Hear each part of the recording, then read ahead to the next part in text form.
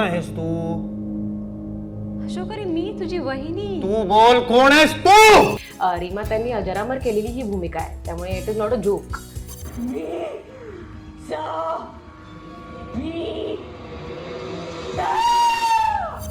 मला म्हणजे हे मी माझ्यासाठी स्वतः, मी कधी कधी खूप टेन्शन घेते, तर मी स्वतःला हे सांगते की ही गोष्ट पहिले लक्षात ठेव की तुला मजा करायची. मला एवढंच सांगा मला काय होतंय. तुला त्रास होतो. एवढंच. नाटकामध्ये प्रेक्षकांचा मोबाईल वाजला किंवा कोणतरी मोठ्याने बोलणार आहे, अशा लोकांना काय सांगशील? एक फिल्म अप्रिसिएशन जसं असतं तसं एक नाटक अप्रिसिएशनचा कोर्स पण असायला पाहिजे.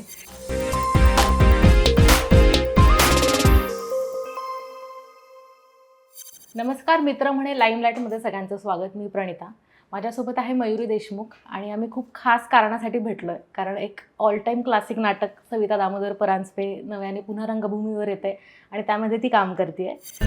सविता दामोदर परांजपे. तुझं पहिल्यांदा खूप खूप स्वागत मयुरी. थँक्यू. तर तू स्वतः नाटकं लिहितेस किंवा नाटकांमध्ये कामं करतेस, तर एक नवीन काहीतरी कुठल्या तरी गोष्टीमध्ये काम करण्यापेक्षा एक नवीन जुनं नाटक अजरामर झालेलं त्याच्यामध्ये पुन्हा काम करण्याचा निर्णय तू कसा काय घेतलास? खरं तर मला वाटतं काही कलाकृती तुम्ही चूज करत नाही, त्या तुम्हाला चूज करतात. आणि मला जेव्हा हे नाटक माझ्याकडे आलं तेव्हा मला पुसटची आयडिया होती की काय हे नाटक, पण जेव्हा राजन सरांनी ते वाचून दाखवलं, ते उत्तम दिग्दर्शक तर आहेत पण ते उत्तम नटही आहेत, त्यामुळे त्यांनी ते इतकं छान वाचून दाखवलं. ते ऐकल्या मला भीती वाटली, एक्साइटमेंट वाटली आणि ह्या सगळ्या इमोशन्स नंतर माझं असं झालं की हे आपण करू शकू. तो एक थॉट आला आणि ते चॅलेंजिंग खूप वाटलं. त्यामुळे ह्या पद्धतीची भूमिका, या पद्धतीचं नाटक, आणि त्या काळात मला असं वाटतं जे लिखाण व्हायचं ते खूप सशक्त होतं. आताही मी म्हणत नाही आता नाही होत, पण मला काही नाटकं क्लासिकल का झाली आहेत ते त्या लिखाणामधनं कळतं. त्यामुळे ते खूप क्रिस्प आणि खूप इंटरेस्टिंगली लिहिलेलं नाटक आहे. म्हणून मी खूप पटकन अट्रॅक्ट झाले आणि थँकफुली आज मी तो रोल करते. इकडे बघ, इकडे बघ. कोण आहेस तू? त्यांच्याकडे नाही, माझ्याकडे बघ. बोल, कोण आहेस तू? म्हणजे हे नाटक तुझ्यापर्यंत आलं का तू नाटकापर्यंत पोहोचली? नाटक माझ्यापर्यंत आलं. ओके, ती प्रोसेस काय होती? ती प्रोसेस खरं तर ना खूप सडन आणि सिम्पल होती. मला एक कॉल आला, आमचे जे प्रोड्युसर आहेत आलाप मोहिली त्यांचा, की तू सध्या काही करतेस का, आणि स्पेसिफिकली टेलिव्हिजन करतेस का, कारण नाटकाला एक वेळ द्यावा लागतो. आणि माझी पण तीच प्रोसेस आहे. मी रिकामी असेल, व्यवस्थित मला वेळ देता येत असेल तरच मग मी नाटकाला वेळ देईन. कारण कुठेतरी अजूनही माझ्यासाठी नाटक ही एक सेक्रेड भूमी आहे, पवित्र भूमी आहे. तिथे 4 गोष्टींवर, दगडांवर पाय, मग इथे हलकं काहीतरी करू असं नाही. आणि हे नाटक तसं नाहीच आहे. ह्याला व्यवस्थित वेळ द्यावाच लागणार, या भूमिकेला सुद्धा न्याय द्यावाच लागणार. त्यामुळे मला जेव्हा लक्षात आलं की हो आपल्याकडे आहे तो वेळ, त्याच्यानंतर मी म्हटलं ठीक आहे आपण ऐकूया. ऐकल्यानंतर अर्थातच ते नाटक इतकं कमाल आहे की तुम्हाला कुठल्याही ॲक्टरला ते करावंसच वाटणार. आणि नॉट जस्ट हा सविताचा रोल, सगळीच पात्र खूप सुंदर लिहिली आहेत. मग ते अशोकचं असेल जे संग्राम करतोय, किंवा शरदचं असेल जे आस्ताद करतोय, ते खूप सुंदर लिहिली आहेत, किंवा डॉक्टरांचं पात्र जे आहे. तर मला वाटतं चांगल्या लिखाणाची ही पण एक पावती आहे की सगळीच पात्र उत्तम जस्टिफाईड आहेत.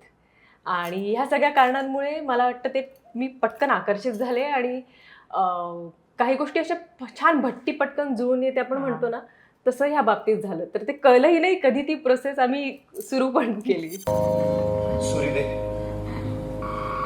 मला नाळ कापायची. कोणाची? हे आधीचं जे नाटक होतं 40 वर्षांपूर्वीचं, ज्यामध्ये रीमा लागून मी काम केलं होतं, ते डॉक्युमेंटेशन वगैरे आहे युट्यूबवरती. पण मग ह्याचं कॅरेक्टर वर्किंग करताना किंवा हे बसवताना त्याचे काही रेफरन्सेस तू घेतले का, किंवा अरे नाही हे आपल्याला नव्याने काहीतरी याच्यात करायचंय, असं काही झालं का? मी ऑनेस्टली सांगू, ह्या बाबतीत मी ह्या बाबतीत राजन सरांना कम्प्लिटली सरेंडर केलेलं आहे. कारण मला पाहता क्षणी ते म्हणाले तू अजिबात रीमाताईंसारखी नाही आहेस. तुझी पर्सनॅलिटी किंवा तुझी फिजिकॅलिटी, तुझी बोलण्याची पद्धत बरोबर. काहीच नाहीये. त्यामुळे कुठेही त्यांनी पण मला सांगितलं ते बघू नकोस, जरी असेल अवेलेबल आता बघू नकोस, कारण ही तुझी सविता तयार कर. आणि आता या पूर्ण प्रोसेसमध्ये त्यांचा अट्टा ते मला एकदाही रिहर्सलमध्ये कधीच बोलले नाहीत, नाही ऐक ना रीमा असं करायची, तू असं कर. नाही, त्यांच्यामध्ये खूप क्लॅरिटी आहे की ही व्यक्तिरेखा ह्या ॲक्ट्रेसची असेल, त्यामुळे तिला त्या पद्धतीने आपण फुलवूया. सो मला वाटतं त्यामुळे मला एक काय म्हणतो ते एक दडपण नाही आहे किंवा टेन्शन नाही आहे. मला खूप चांगलं मला गायडन्स मिळतं की कुठल्या पद्धतीने या रोलकडे बघावं, अप्रोच करावं आणि ते पर्सनल असावं, ते इंडिव्हिज्युअल असावं. या रोलबद्दल थोडंसं पूर्ण रिव्हील कर नाही म्हणणार मी, पण हे कुठल्या दिशेने जातं कॅरेक्टर किंवा कुठून सुरू होतं आणि तुझ्या डोक्यात ते डेव्हलप कसं झालं?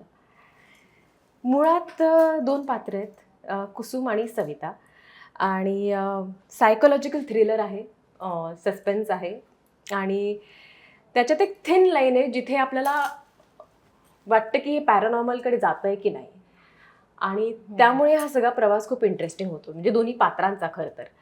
सो पात्रांची जर्नी, त्यांची बॅकस्टोरी दोघींची कम्प्लिटली वेगळी आहे आणि ती वेगळी ठेवल्यावरच त्यांच्यातली ती विविधता स्टेजवर दिसून येते.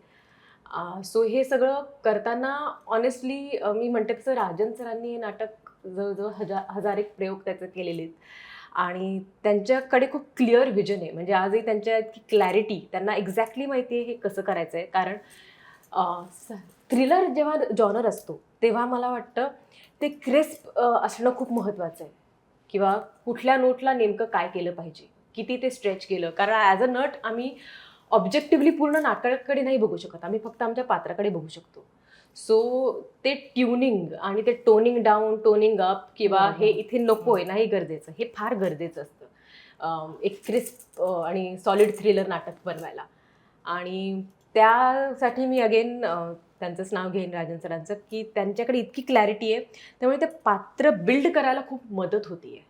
आणि त्यात कुठेही स्ट्रेच न करता किंवा कुठेही पॅरानॉर्मल आहे म्हणून काहीही कितीही आरडाओरडा, कुठले म्हणजे ग्रेस ठेवून हे सगळं चाललेलं आहे ते कॅरेक्टर बिल्डिंग. कोण आहेस तू? सांग आधी. सांग. बोल.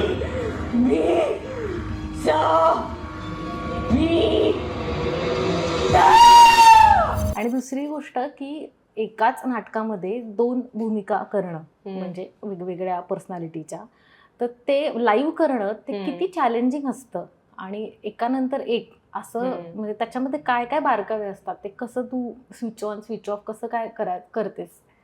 हे चॅलेंजिंग नक्कीच आहे, पण त्यामुळेच मला वाटतं नाटकाचा जो महिना आपण तालीम करतो तो महत्त्वाचा असतो. कारण ते स्विच ऑफ स्विच ऑन, आधी ते स्विच ऑन व्हायला तो डिफरन्स तुमच्या कॅरेक्टर्समध्ये यायला, किंवा तुमच्या सादरीकरणात छोटे छोटे बारकावे असतात. अगदी काही खूप मोठं करावं लागत नाही, पण ते छोटे ते तुमच्या मसल मेमरीमध्ये जायला पाहिजे. ते तुमच्या म्हणजे ते सहज व्हायला, ते एफर्टलेस वाटायला ते मसल मेमरीमध्ये जाणं गरजेचं आहे. आणि त्यासाठी मला वाटतं ही जी तालीम आम्ही निष्ठे 1 महिना करतो ती खूप महत्त्वाची ठरते. कारण त्यात ह्या सगळ्या गोष्टी करून बघता येतात आणि त्या मला वाटतं त्या कन्सॉलिडेट होतात तुमच्या बॉडीमध्ये, तुमच्या माइंडमध्ये.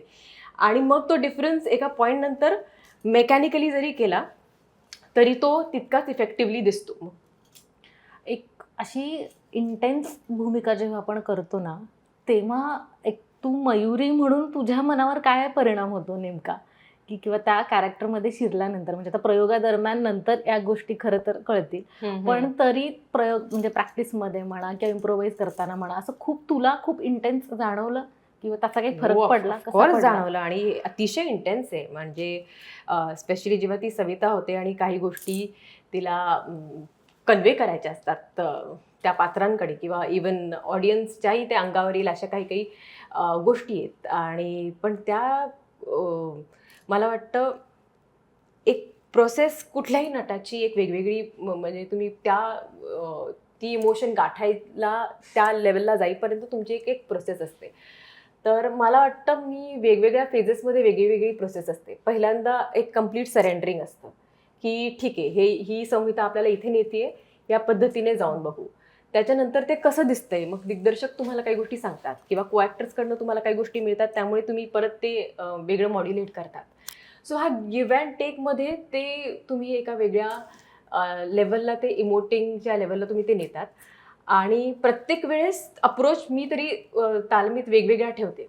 कधीतरी कम्प्लीट सरेंडरिंग, त्यामुळे let that emotion carry you.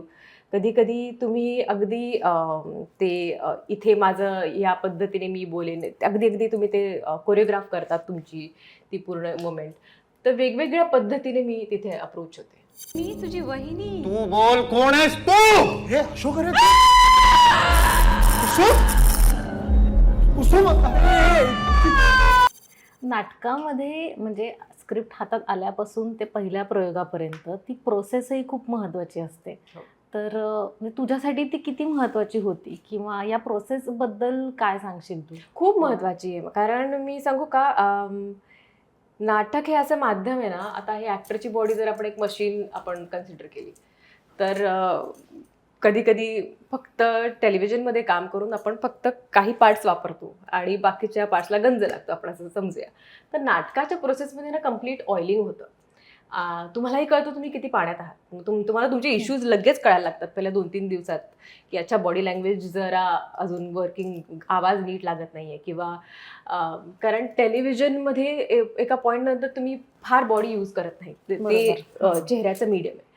आणि त्यामुळे मला मध्ये मध्ये नाटक करावंसं ह्यासाठी वाटतं की एक ॲक्टर म्हणून तुम्ही कम्प्लिटली स्वतःला परत पॉलिश करतात, परत वेगळ्या. आणि प्रेझेन्स ऑफ माइंड खूप महत्त्वाचा असतो नाटकात. You have to be alert. तो प्रेझेन्स ऑफ माइंड गरजेचा असतो. सो परत तुम्ही एक वेगळं मसल तुमचं डेव्हलप करतात ह्या सगळ्या प्रोसेसमध्ये, जे मला वाटतं खूप इंटरेस्टिंग आहे आणि मला खूप मजा येते त्याच्यात. बाकी को ॲक्टर होते त्यांच्याबरोबरचं असोसिएशन कसं होतं तुझं, किंवा तुमची काय गिव्ह अँड टेक होती? मी म्हटलं तसं हे एक कधी कधी खूप छान भट्टी जुळून येते आपण म्हणतो ना, तर प्रत्येक पात्राच्या बाबतीत ते झालेलं आहे. सुदैवाने मला अतिशय उत्तम को ॲक्टर्स मिळालेत, जे नटही खूप चांगले आहेत. आस्ताद काळे आणि संग्राम चमेळ, रुचा मोडक आहे, सचिन शिर्के आहे. आणि मला असं वाटतं की एक ना ही गोष्ट तर एक आपण बाजूला ठेवूया की कोण किती चांगलं नट आहे, किती कसलेलं अभिनेता आहे. पण माझ्यासाठी इम्पॉर्टंट असतं ती त्या कामाच्या स्पेसची वाईब कशी आहे, ते महत्त्वाचं ठरतं. की तुम्हाला एक चांगल्या वातावरणात काम करायचं आहे. फक्त चांगले नट पण माणूस म्हणून अतिशय तसं मला तरी मजा येत नाही. तर सुदैवाने ते सगळेच चांगले आहेत, म्हणजे आमची सगळीच टीम, प्रोड्युसर्स असतील किंवा डिरेक्टर असतील किंवा आमचे नट असतील, तर ते बेसिकली प्रत्येकाला ना चांगलं काम करायचं आहे. या नाटकाच्या बाबतीतलं विजन प्रत्येकाचं खूप चांगलं आहे, खूप पॉझिटिव्ह आहे. आणि त्यामुळे ते दिसून येतं, ते तालमींमध्ये दिसून येतं, ते प्रत्येक अप्रोचमध्ये दिसून येतं. आणि त्यामुळे टचवूड. कुसुमचं स्टार्वेशन झालंय आणि तू जबाबदार आहेस त्याला.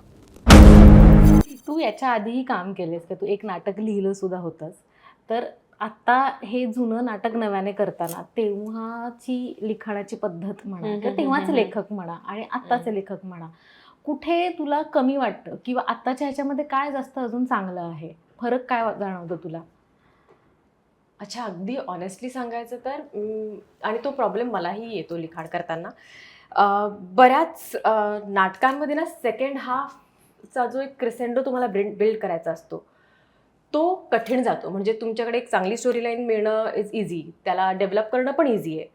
पण ते सेकंड हाफमध्ये त्याचा एक चांगला क्लायमॅक्स गाठणं त्या पूर्ण कथेचा, तो कठीण जातो. आणि मी या 2 वर्षात बरीच नाटकं वाचली आणि मला प्रत्येक वेळेस सेकंड हाफमध्ये प्रॉब्लेम जाणवायचा की इंटरेस्टिंग कॉन्सेप्ट आहे, चांगले बिल्ड केलं आहे, कॅरेक्टर चांगले आहेत, पण ते तिथे पोचतच नाहीत.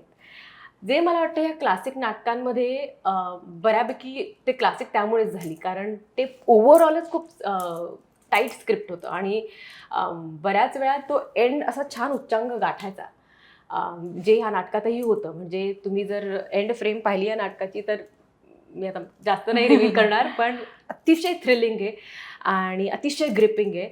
आणि तो एक डिफरन्स मला वाटतं ऑल्सो बिकॉज जगण्याची पद्धत बदलली आहे. काही गोष्टी कॅज्युअल झाल्यात आजकाल, त्यामुळे ते कॅज्युअलिटी ना लिखाणातही येते. मग कॅज्युअल जर लिखाणात म्हणजे तुम्ही कॅज्युअल करत असाल तरी मग तिकडे क्राफ्ट लागेल ते क्रिस्प करायला, जे बऱ्याच वेळा होत नाही असं माझं मत आहे. आणि तो प्रॉब्लेम मलाही येतो लिखाण करताना. मला अगदी जाणून बुजून अगदी डिसिप्लिनने स्वतःला ते एडिट करत राहावं लागतं सारखं, की नाही हे पसरतं आहे हे, कारण आमची लाईफ आहे जरा पसरलेली आहे या जनरेशनची. आपण इतक्या आपण खूप सरळ आयुष्य नाही जगत आहेत, आपण खूप पसरलेलं आयुष्य जगतोय सगळेच. त्यामुळे तोच पसारा आपल्या लिखाणातही येतो असं मला वाटतं. आणि तिथे मग एक खूप चांगलं तुमच्यामध्येच एक तर एडिटर हवा, किंवा मग तुम्ही कोणाच्या तरी मदतीने खूप ते एडिट आणि क्रिस्प करणं गरजेचं आहे. तेव्हाचे रेफरन्सेस खूप वेगळे होते, किंवा आता बघायला येणाऱ्या प्रेक्षक यांच्या आयुष्याचे रेफरन्सेस खूप वेगळे आहेत. तर ते कसे काय रिलेट करू शकतात या नाटकाला? रेफरन्सेस वेगळे असले तरी काय, माझं असं मत आहे, चांगली कथा जर असेल ना, कारण तुम्ही ऑडियन्स म्हणून जेव्हा ऑडिटोरियममध्ये बसता, एक विलफुल सस्पेन्शन ऑफ बिलीफ असतं की आता मी ही स्टोरी बघणार, यांच्या पात्राची जर्नी मी त्यांची जी काही रियालिटी आहे ती मी ॲक्सेप्ट करणार. मग ते नटांवर आणि त्या पूर्ण त्या प्रोजेक्टवर की तुम्ही ते किती कन्व्हिन्सिंगली त्यांना तुमच्या पूर्ण त्या कथेत सामावून घेताय. सो रेफरन्सिंगचा मला नाही इथे इश्यू वाटत, कारण आपण एखादी हिस्टॉरिकल फिल्म बघतो, किंवा आपण एखादी सायकोलॉजिकल थ्रिलर बघतो, किंवा फॅन्टसी बघतो, आपल्याला माहिती ही रियालिटी नाही आहे, तरीही आपण पूर्ण नसतो, आपण ग्रिप्ट असतो. तर त्यासाठी मला वाटतं इट कम्स डाऊन टू तुम्ही किती छान ते बांधताय, तुम्ही किती क्रिस्प आणि किती ते मी क्रिस्प सारखं म्हणते, कारण थ्रिलर या जॉनरला ती फार गरज असते. बरोबर. ते तुम्ही जराही ते कुठेही सुटलं तर मग ते ऑडियन्समध्ये बाहेर पडेल. तर त्या ऑडियन्सला बाहेर पडू न देता त्यांनी तुमच्या कथेत गुंतलंच पाहिजे. ह्यासाठी मग मग ते म्युझिक डिपार्टमेंट असो किंवा ॲक्टर्स किंवा सगळीकडनं ते खूप कडक बांधलं गेलेलं आहे. म्हणून मला वाटतं की हा प्रॉब्लेम येणारच नाही, की रेफरन्सिंग किंवा काय ते त्या कथेत मला वाटतं 5व्या मिनिटात गुंततील. मला एवढंच सांगा, मला काय होतंय? तुला त्रास होतो. एवढंच? म्हणजे हे नाटक उभं करताना किंवा हळूहळू सगळं डेव्हलप करताना तू जसं म्हणलीस की रेफरन्सेस वगैरे फार फरक पडणार नाही, पण तरी सुद्धा एखादी सिच्युएशन किंवा एखाद्या सीनमध्ये अशी दमछाक झाली आहे का कुठे, की ते पूर्ण होईपर्यंत, किंवा अरे हे सापडत नाही, की हे होत नाही? ते रोज होतं. ते रोज होतं. असं वाटतं आपल्याला सापडत नाहीये, असं वाटतंय की अच्छा ते होईल की नाही. मग त्यात ते ऑफकोर्स प्रेशर आहे की रीमा त्यांनी अजरामर केलेली ही भूमिका आहे, त्यामुळे it is not a joke. आणि ती खूप मला वाटतं सन्मानाने आणि विश्वासाने डिरेक्टर आणि प्रोड्युसरने माझ्यावरती ही जबाबदारी सोपवली आहे. सो मला त्याचं भान आहे. आणि त्यामुळे कुठल्याही नाटकाला मी जी मेहनत घेतली असती त्याच्यापेक्षा दुपटीने मी इथे काम करते, कारण खूप गोष्टी स्टेकवर आहेत. रीमा त्यांनाही असं वाटलं पाहिजे ठीक आहे कोणीतरी बरं करतंय आपलं काम. स्टेकवर खूप गोष्टी आहेत, त्यामुळेच ना एक नर्वस एनर्जी आहे. पण ती नर्वस एनर्जी चॅनलाइज करणारी जर एखादी टीम मिळाली तर मला वाटतं ती प्रोसेस एक्साइटिंग होते. कारण कुठेतरी भीती वाटते ही पण चांगली गोष्ट आहे, की नाही मला भीती वाटते, हे चांगलं झालं पाहिजे. मग तो अट्टाहास एक वेगळा असतो की हे चांगलंच झालं पाहिजे. मग तुम्ही सर्वार्थाने त्यासाठी प्रयत्न करतात, आणि ह्या नाटकाच्या बाबतीत सगळेच सर्वार्थाने करतात, कारण ते क्लासिक नाटक असल्यामुळे ती रिस्पॉन्सिबिलिटी आहे. ते कुठेही असं झालं नाही पाहिजे की अरे यार ते क्लासिक नाटकाला यांनी असं काय केलं. सो प्रत्येकजण खूप मला वाटतं त्या सेन्सिबिलिटीने काम करतंय.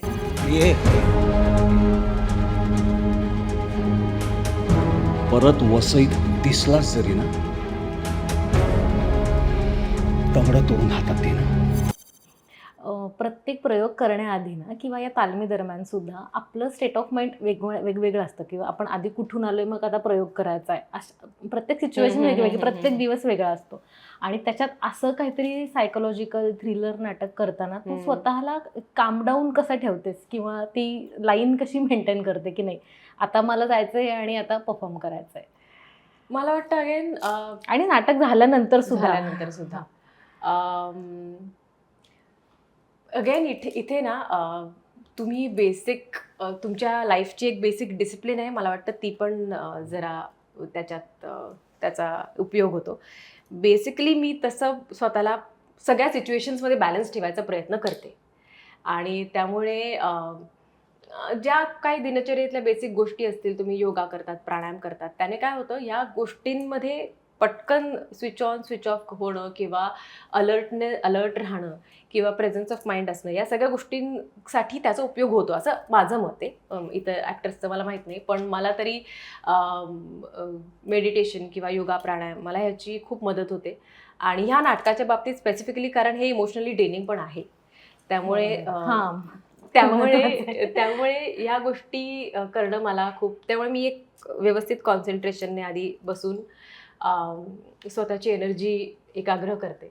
आणि मग त्यानंतर ना, कारण ही फील्ड किंवा हे इतकं पॅशन ड्रिव्हन आहे आमचं, त्यामुळे त्याच्यात कष्ट नाही घ्यावे लागत. म्हणजे आम्ही we are doing a play, we are having fun, play is fun.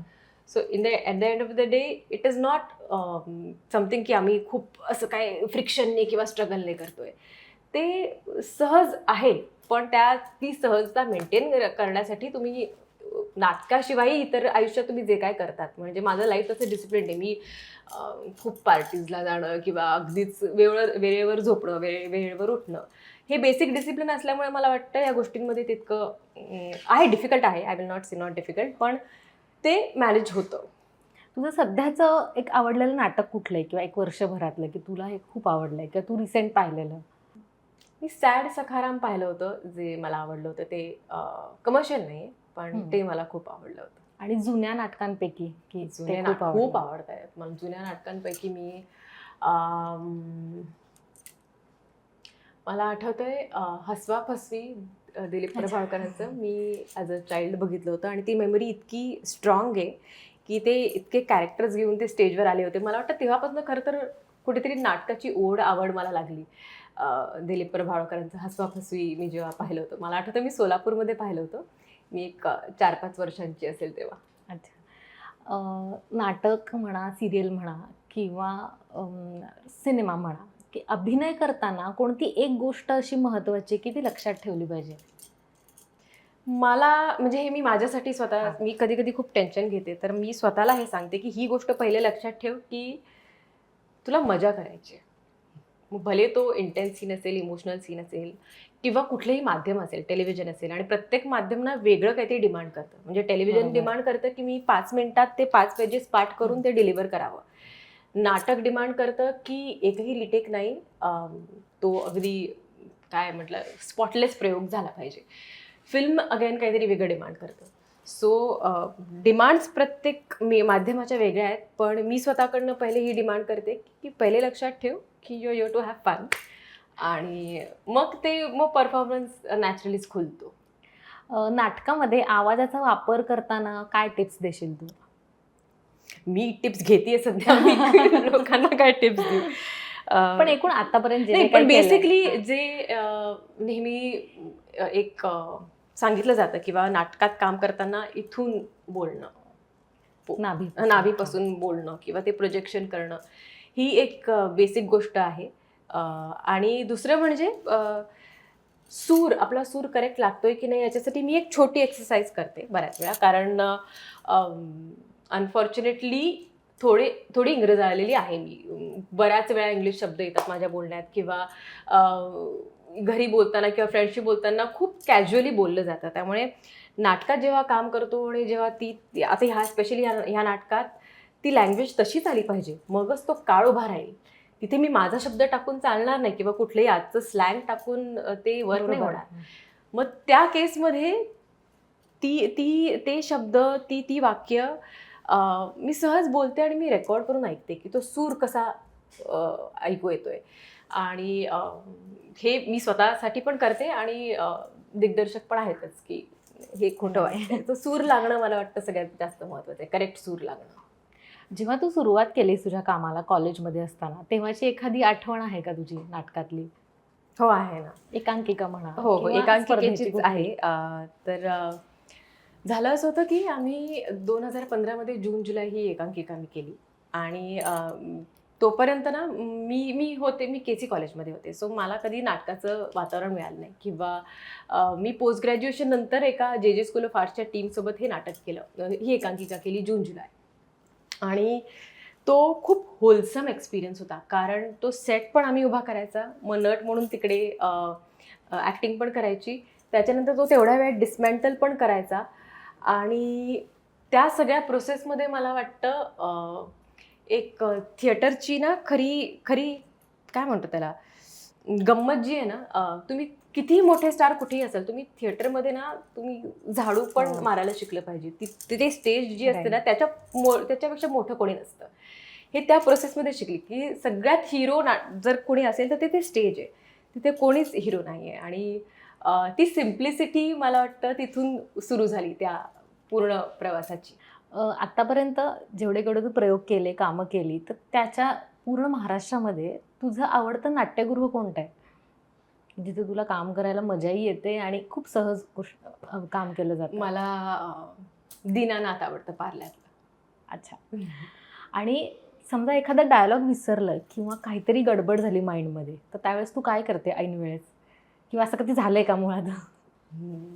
Touchwood अजूनपर्यंत झालं नाही, पण मला असं वाटतं की एका पॉईंट नंतर ना ते अंडरस्टँडिंग येतं की ठीक आहे, जर काही मिस झालं असेल तर परत समोरचा ॲक्टर मग तुम्हाला तिथे परत आणतो वळवून. किंवा बऱ्याच वेळा असंही होतं की तुम्हाला ती मोमेंट पास झाल्यावर कळतं की आपण काहीतरी चुकलोय, आणि मग तिकडे परत तुमचा कस लागतं की ते दाखवायचं नाही की तुम्ही विसरला. शेवटचा प्रश्न, नाटकामध्ये प्रेक्षकांचा मोबाईल वाजला किंवा कोणीतरी मोठ्याने बोलणार आहे, अशा लोकांना काय सांगशील? हे खूप डिस्टर्बिंग आहे. हे अत्यंत म्हणजे मला असं वाटतं एक फिल्म अप्रिसिएशन जसं असतं तसं एक नाटक अप्रिसिएशनचा कोर्स पण असायला पाहिजे. कारण absolutely insensitive on the part of any audience. कारण आम्ही ज्या तन्मयतेने किंवा ज्या एकाग्रतेने त्या स्टेजवर असतो ते मोडायला 1 सेकंड लागत नाही. पण बऱ्याच वेळा आता अनफॉर्च्युनेटली ते होतंय, त्यामुळे बऱ्याच वेळा ते नजरअंदाज करावं लागतं, जे खरं तर आमचं काम नाही आहे. We should not be doing that. आमचं काम फक्त त्या रोलमध्ये आणि तुम्हाला ते एक सुंदर काहीतरी आम्ही विश्व तयार करून दिलं आहे, ते मेक बिलीव्ह करण्यातच आमचा पूर्ण फोकस पाहिजे. पण अनफॉर्च्युनेटली हे बऱ्याच वेळा होतं आहे आजकाल, आणि माझी नम्र विनंती आहे, प्लीज तसं नका करू. रसभंग होतो आणि तुम्हालाच ती कलाकृती एन्जॉय करता येणार नाही. So I mean all I can do is request. तुला खूप खूप शुभेच्छा आणि खूप खूप धन्यवाद तुझ्या पुढच्या प्रवासासाठी आणि नाटकासाठी सुद्धा. Thank you so much. तर सविता दामोदर परांजपे हे नाटक रंगभूमीवर येते. तर बुक माय शोवरती वगैरे सगळे नाटकाची विक्री, तिकिटांची विक्री सुरू झालेली आहे. तर सगळ्यांनी तिकीट काढा आणि नक्की जाऊन बघा.